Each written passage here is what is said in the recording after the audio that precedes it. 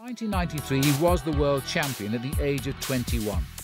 Then in 1996, his world collapsed as he was diagnosed with testicular cancer. The cancer was at a very advanced stage, with tumours the size of golf balls in his lungs. Doctors told him he had a 20 to 50% chance of living. In reality, they believed he had none. From one of the world's leading riders to a dying man, Armstrong's future was bleak. Well, at first I was so surprised that I didn't believe it. I thought I was going to die. To live the nightmare that I lived, I've been to hell and back. I realized the importance of me winning the tour, or me trying to win the tour, what it does for everybody involved, for the cancer community, for the team, for my family, for my friends. It's fantastic. Hey, you got to be brave and you got to be strong, and anything is possible. Just what was possible for this man we discovered during the prologue time trial in the 1999 tour. At all the time checks, what a comeback this could be. There's only 2 men behind him now. Armstrong is the leader and will have to wait. 8:2.5, that is astonishing. Well, that's an incredible start to the Tour de France, Phil. He's back at the camping car. Everybody's there to congratulate him. Frankie Andreu, his 8th Tour de France, the captain of the team, and Johan Bruneel, the team manager. I don't think he could have believed that before the start of this tour. Well, what a start for Bruneel. Indurain did 8 minutes 12 seconds over this course in 1993, and now Lance has gone 10 seconds quicker. Zuller, by the way, finished second to Indurain, 8 seconds slower. Now he's finished second to Armstrong, 7 seconds slower. So at least he stays consistent. But this is the new wearer of the maillot jaune, the first wearer indeed of this year's Tour de France.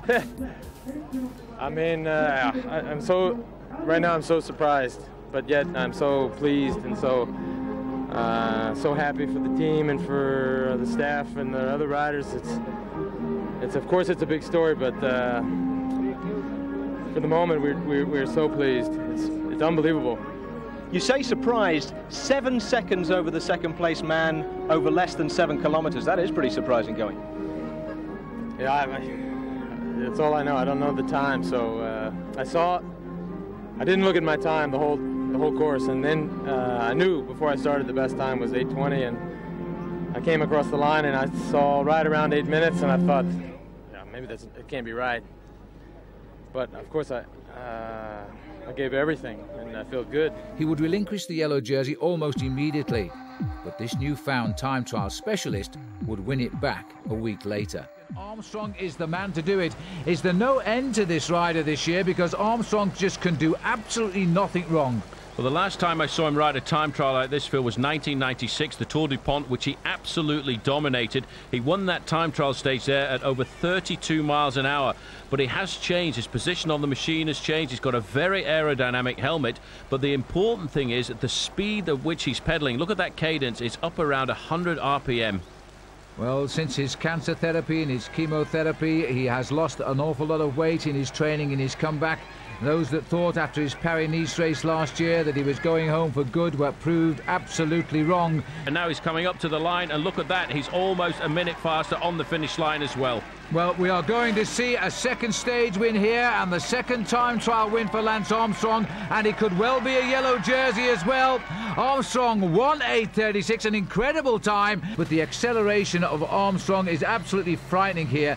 This is the sort of move that you would have seen Eddy Merckx do in his day, and not the sort of move we ever saw Miguel Indurain do. Well, look at that time gap. Armstrong had quickly established himself as not only a devastating time trialist, but as an ace climber too. Less than 1 kilometre. He's ripped across that gap, and he's riding a superb race now. But this charge across the peaks towards Sestriere would enter Tour legend.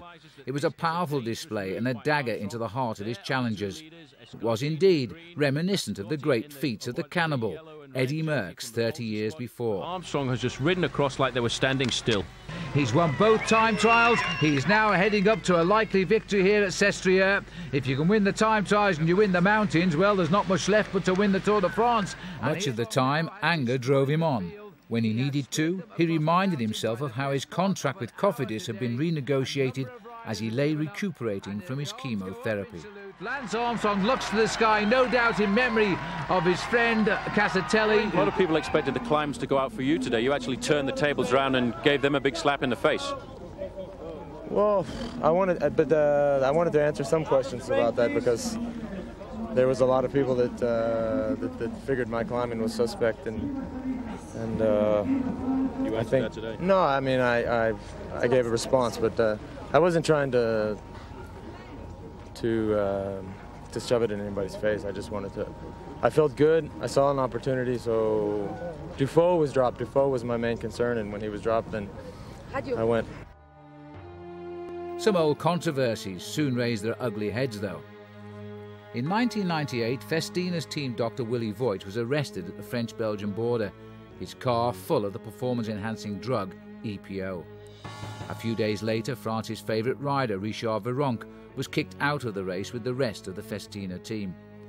By the time Marco Pantani was crowned in Paris with fewer than half the riders who'd started it, it was clear that the issue of drugs and the Tour de France was not going to go away. Armstrong's miraculous performances meant that he too was now under suspicion. I thought a rider with my history and my health situation, and also with the results of my career, I would have thought that it shouldn't be such a surprise. Okay, I was surprised to have certain good days, but I'm not a new rider, and I'm sure that there's been some looking and prying and digging. I know there has been, but it's been a week and nothing's been found. You're not going to find anything.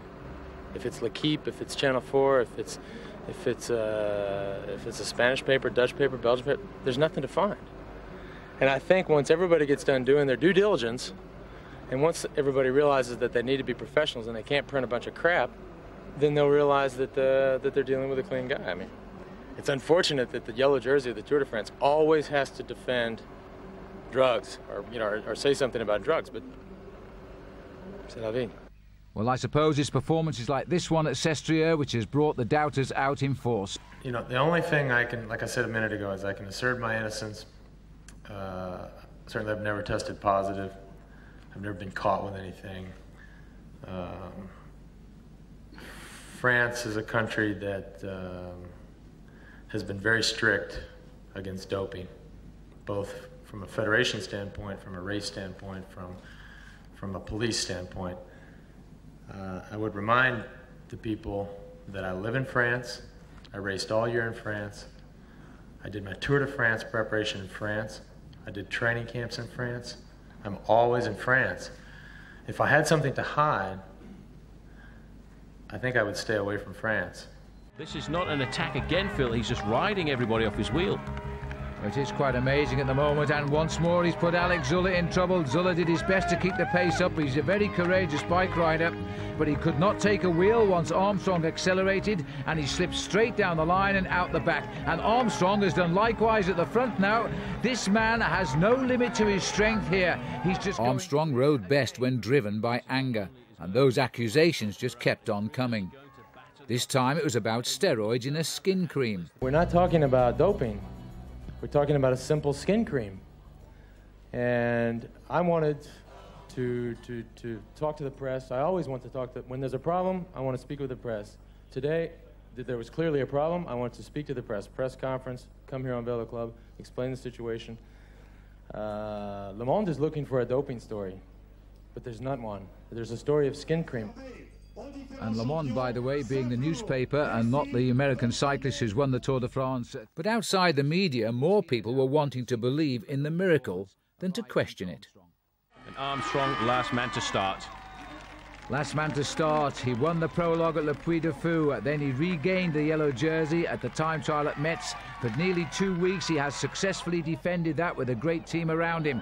But the best times so far are being set by Rick Verbrugge. But this, Phil, I have to say, is unbelievable. Armstrong has caught his 3-minute man and gone straight by. Laurent Dufault wanted to do a good ride here this afternoon, but he's not going to finish inside the top 20. He's well outside. The next man who's going to come up to the finish line is going to be Lance Armstrong. But I think, Phil, that Armstrong is cracking over the last 5Ks. Well, this is how he's ridden his time trials. He's gone as fast as he possibly could. His legs have sold out a little bit. And in fact, the time checks are saying that there's not much between Zuller and Armstrong right now. There was a big gap at one stage, but you're right. Armstrong has slowed down. And Zuller, don't forget, still has the best time at the finish of 1:8:26. This is going to have to be a sprint to the line here if Armstrong wants to join names like Eno, Merckx and Indurain as having won all of the time trials of a Tour de France. Look at the clock. Zuller is 1:8:26. There's still a ways to go here. This is going to be very close. Armstrong was clearly ahead earlier. Now he's not. Armstrong doesn't know it, but he needs to sprint to get the victory. As the clock counts on, he makes it ever so close, but he makes it, and 1:8:17 is good enough. And there he is on the podium. So Lance Armstrong has won all of the time trials, and he's now set to win the Tour de France. One of the finest sporting achievements in the history of not just cycling, but of any sport. And there he is now as he rolls to a halt for the last time. He receives the congratulations from his teammates and from other riders as he turns in now towards... Lance Armstrong was, as the millennium drew to a close, the author of the greatest story in sport. Surely, though, it was just an incredible one-off.